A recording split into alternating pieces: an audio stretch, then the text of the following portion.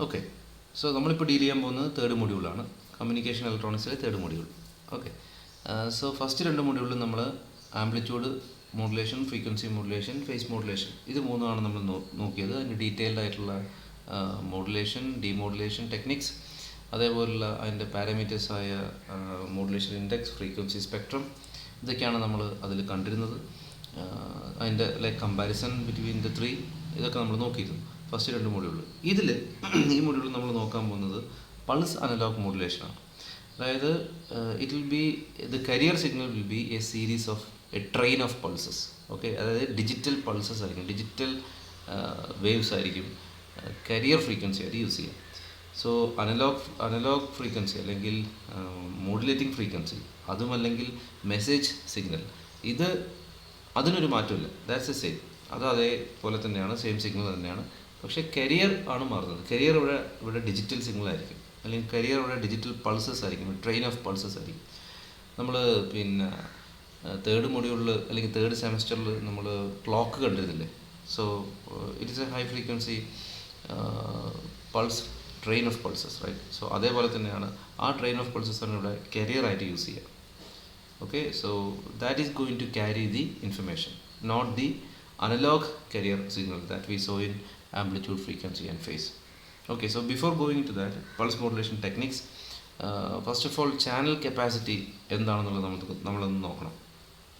കാരണം channel capacity എന്ന് വെച്ച് കഴിഞ്ഞാൽ ഇത്ര number of bits A channel can carry in A second എന്നുള്ളതാണ് ഉദ്ദേശിക്കുന്നത്. സോ നമ്മൾ പലപ്പോഴും ട്രാൻസ്മിഷനിൽ ഇൻട്രപ്ഷൻ ബാധിക്കുന്നത് ഈ ഒരു കപ്പാസിറ്റിയുടെ കഞ്ചഷൻ കൊണ്ടാണ്. Okay, so we can technically define like the number of bits that can be transmitted per second. So that's the information capacity of A channel. Okay, അത് number of bits, എത്ര number of bits per second ആ ചാനലിലൂടെ transmit ചെയ്യാൻ കഴിയും. So that's the information capacity of the channel.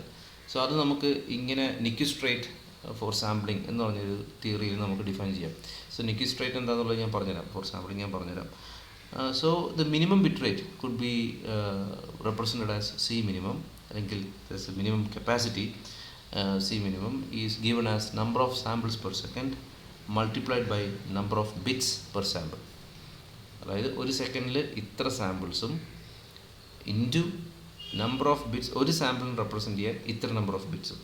Okay, so it's clear. ഈ രണ്ട് ക്വാണ്ടിറ്റിയുടെ multiplication will give you the channel capacity. So which is equal to 2NB bits per second. അതായത് it is twice the product of signal bandwidth and number of bits per pulses.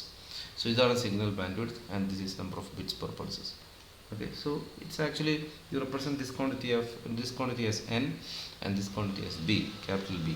So idana representation. So it will be twice. So the minimum capacity of the channel will be twice the product of number of binary pulses into the signal bandwidth of the channel.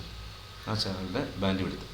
Okay, അതായത് bandwidth എന്ന് വെച്ച് കഴിഞ്ഞാൽ ഇത്ര number of bands, ഇത്ര number of signals അതിന് carry ചെയ്യാൻ പറ്റും എന്നുള്ളതാണ് ഉദ്ദേശിക്കുന്നത്.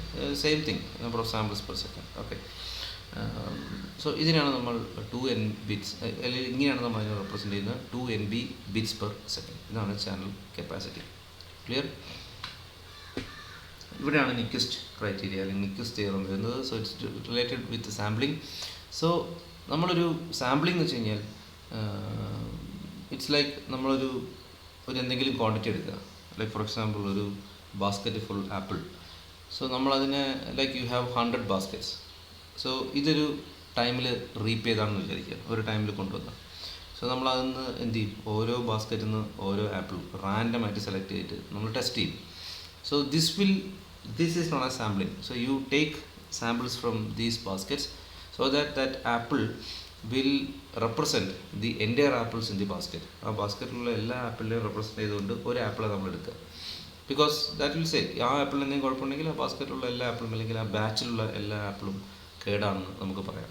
So this is picking up signals from A particular point is known as sampling.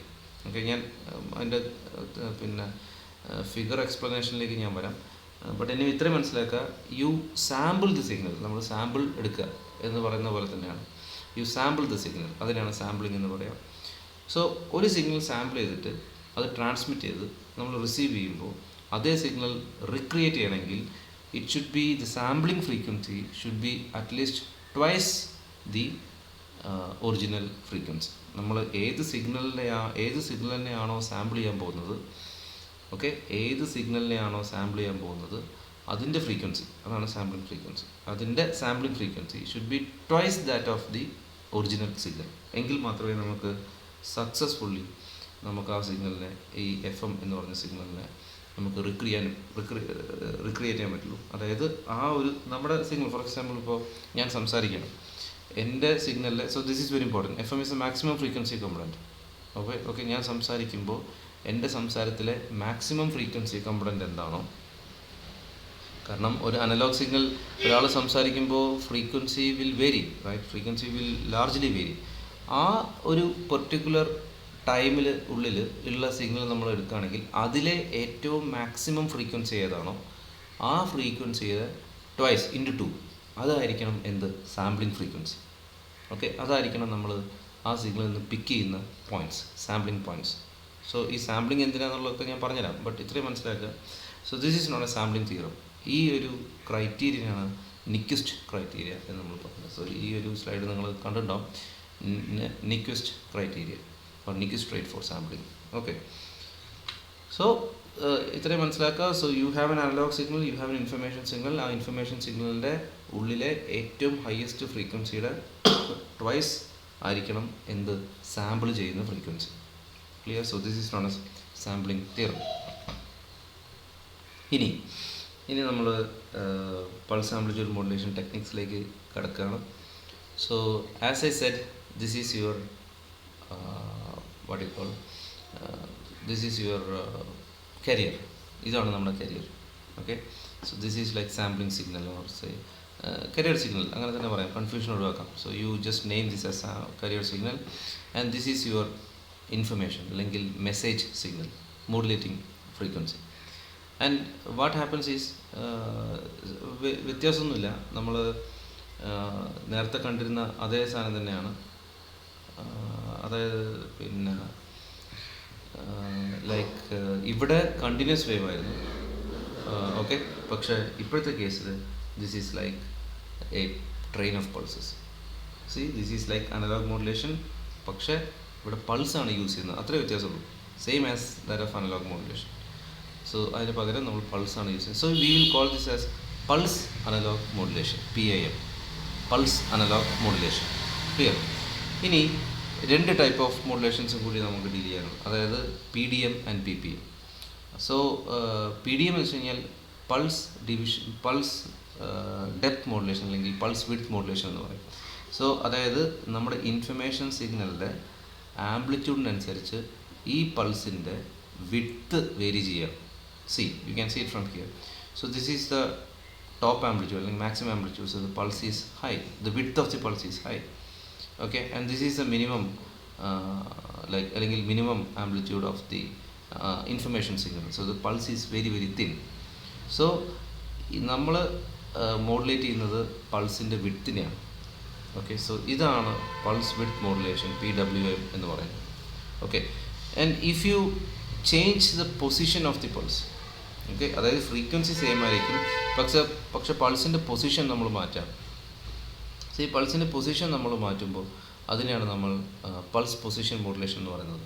Same pulse frequency ആയിരിക്കും, പക്ഷേ ഇതെന്ന് ആലോചിച്ച് നോക്കിയേ, സോ ടോപ്പ് അനലോഗ് ഫ്രീക്വൻസിയിലെ ഏറ്റവും പീക്കിൽ നമ്മൾ പൾസിൻ്റെ പൊസിഷൻ ഇവിടെയാണ്.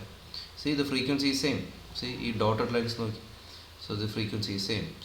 ദ പീരീഡ് ഈസ് സെയിം, കണ്ടോ? പക്ഷെ എന്താ, ആ പൊസിഷൻ കണ്ടോ മാറി മാറി വരുന്നത്. സോ ആംപ്ലിറ്റ്യൂഡ് കുറയുമ്പോൾ ഈ പൾസ് കുറച്ചും കൂടി ഇങ്ങോട്ടേക്ക് വന്നു, ആംപ്ലിറ്റ്യൂഡ് വീണ്ടും കുറയുമ്പോൾ this pulse will come little bit closer. So പൾസിൻ്റെ അല്ലെങ്കിൽ frequency is all the same, no difference in that. ആ വിഡ്ത്ത് മാത്രമാണ് മാറുന്നത്. ഓക്കെ, അല്ലെങ്കിൽ പൾസിൻ്റെ on time is all the same. Pulse on ആയിരിക്കുന്നത്, അതായത് വിഡ്ത്ത് മാറുന്നില്ല. That's what I meant. പൾസിൻ്റെ ആംപ്ലിറ്റ്യൂഡും പൾസിൻ്റെ വിഡ്ത്തും മാറുന്നില്ല, but the position of the pulse is changing. അതിനെയാണ് നമ്മൾ ഈ ഒരു ഫിഗറിൽ വളരെ clearly explained ആണ്. So you can see if the pulse is here and you take here, the pulse has shifted its position. So this is known as pulse position modulation. So same train of pulse, പൾസിൻ്റെ width മാറുന്നില്ല, പൾസിൻ്റെ amplitude മാറുന്നില്ല, only the position is changing. In this case പൾസിൻ്റെ amplitude മാറുന്നില്ല, പൾസിൻ്റെ position മാറുന്നില്ല. See same position, ഓരോ പൾസിൻ്റെയും മിഡിൽ തന്നെ കൂടെ തന്നെയാണ് ഇത് പോകുന്നത്, ലൈന് പോകുന്നത്. The width is changing. So amplitude is not changing, position is not changing, but the width is changing. ഇതിനാണ് പൾസ് വിഡ്ത്ത് മോഡുലേഷൻ എന്ന് പറയുന്നത്. ആൻഡ് ദിസ് ഓൾ, ഒരു കാര്യം കോമൺ ആണ്, everything, all these changes is in the carrier frequency in accordance with the amplitude of the message signal. നമ്മൾ നേരത്തെ കണ്ട അതേപോലെ തന്നെയാണ്, ഒരു മാറ്റം. In the case of PAM, position don't change, width don't change, only the amplitude changes, pulse amplitude modulation. So these are the three types of modulation techniques, അല്ലെങ്കിൽ pulse analogue modulation ടെക്നിക്സിൻ്റെ 3 ടൈപ്പാണിത്. ഇനി നമ്മൾ ചാനലിനെ കുറിച്ച് പറഞ്ഞല്ലോ. സോ ഈ channel could be anything. It could be the air medium, it could be fibre optics, it could be wired communication, it could be microwave, anything. So ഈ ചാനലിനൊക്കെ ഒരു capacity ഉണ്ട്. നമ്മൾ നേരത്തെ ഡിഫൈൻ ചെയ്ത സാധനം തന്നെ. അതായത് നമുക്ക് ഇത്ര ബാൻഡ് അതിലൂടെ പോകും, അല്ലെങ്കിൽ ഇത്ര ഒന്നുമില്ല. ഒരു ഒരു ഒരു പിന്നെ ഒരു ഹോൾ എടുക്കുക, അതിൽ you insert number of wires.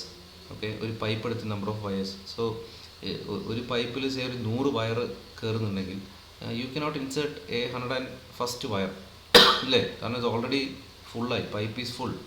So what you want to do is you want to replace the wire which is not been used. അതിനാണ് നമ്മൾ എന്തു പറയുക, മൾട്ടിപ്ലെക്സിംഗ് എന്ന് പറയാം. എഫിഷ്യൻ്റ്ലി നമ്മൾ ചാനൽ യൂസ് ചെയ്യുക. Our channel is a pipe and each and every wire is a dedicated band. ആ ബാൻഡിലൂടെയാണ് നമ്മൾ കമ്മ്യൂണിക്കേറ്റ് ചെയ്യുക.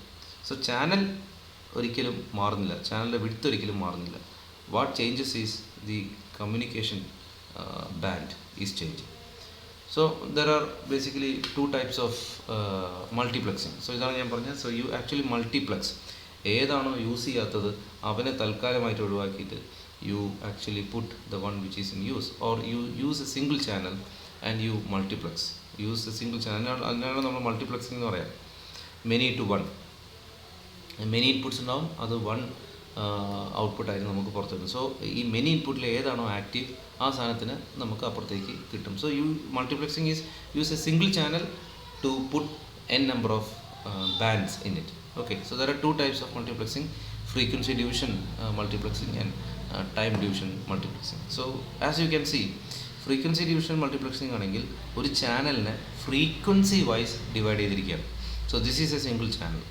Okay, so you divide the channel into different frequency bands. അതിനാണ് നമ്മൾ ഫ്രീക്വൻസി ഡിവിഷൻ മൾട്ടിപ്ലെക്സിംഗ് എന്ന് പറയുന്നത്. സോ ഇവിടെ എന്താണെന്ന് വെച്ച് കഴിഞ്ഞാൽ ഒരു ഡെഡിക്കേറ്റഡ് ഫ്രീക്വൻസി ആയിരിക്കും അലോട്ട് ചെയ്തിട്ടുണ്ടാവുക. ഓരോ ചാനലിനും ഡെഡിക്കേറ്റഡ് ഫ്രീക്വൻസി ആയിരിക്കും ഉണ്ടാവുക. So each user, so ഇതിൻ്റെ ഇമ്പോർട്ടൻസ് എന്ന് വെച്ച് കഴിഞ്ഞാൽ each user can send all the time at reduced rate. അതായത് എല്ലാ സമയത്തും ഈ ചാനൽ അവൈലബിൾ ആണ്. സോ ഓരോ യൂസറിനും ഡെഡിക്കേറ്റഡ് ആയിട്ട് ഇപ്പോൾ 4 പേരുണ്ടെന്ന് വെച്ചാൽ 4 പേർക്ക് ബ്ലോക്കൊന്നുമില്ലാതെ കമ്മ്യൂണിക്കേറ്റ് ചെയ്യാം. പക്ഷെ എന്താ പ്രശ്നം, ഇതിൻ്റെ വിഡ്ത്ത് വളരെ കുറവാണ്. അപ്പോൾ റേറ്റ് കുറയും. ഓക്കെ, ചാനൽ കപ്പാസിറ്റി കുറവാണ്, അപ്പോൾ റേറ്റ് കുറയും. Clear?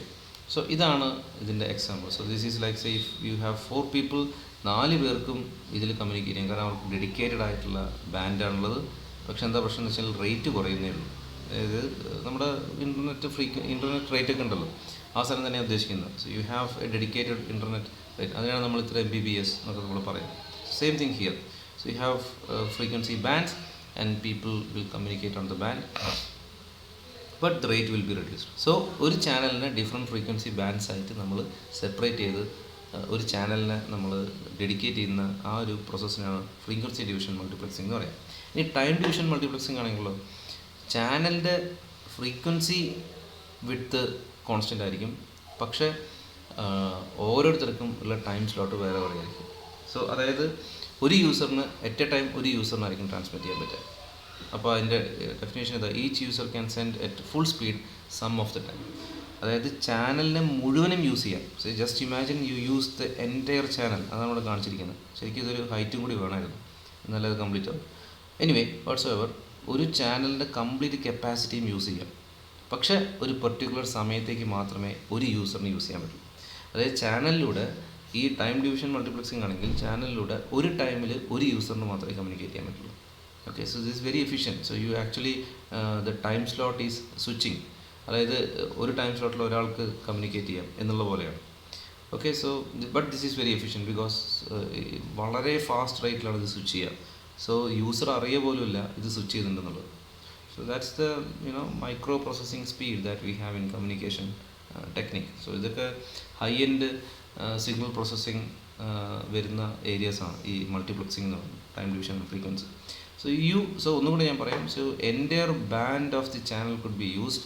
So it will be, you can transmit A very high speed, but only thing is that one user will be allotted A one time slot. So ഇതിനാണ് time division multiplexing എന്ന് പറയുന്നത്. So time is getting divided. So time division multiplexing, and this is frequency division. So channel na frequency band ആയിട്ട് divide ചെയ്തിട്ടുണ്ട്. So this is known as frequency division multiplexing. So actually you can combine these two methods, but അതിലേക്ക് ഞാൻ പോകുന്നില്ല. So just understand the difference between frequency division multiplexing and time division multiplexing. So in this case all will have all the time communication, but in a reduced rate. This will have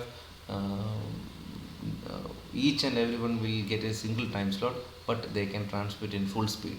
എത്രയാണോ ചാനലിൻ്റെ maximum capacity, ആ maximum കപ്പാസിറ്റിയിൽ നമുക്ക് transmit ചെയ്യാൻ കഴിയും. അതാണ് ഇതിൻ്റെ വ്യത്യാസം. So high speed transmission is a moderate speed transmission. Connectivity at some time, this is connectivity all the time. അതാണ് അതിൻ്റെ മെയിൻ ഡിഫറൻസ്. ഓക്കെ.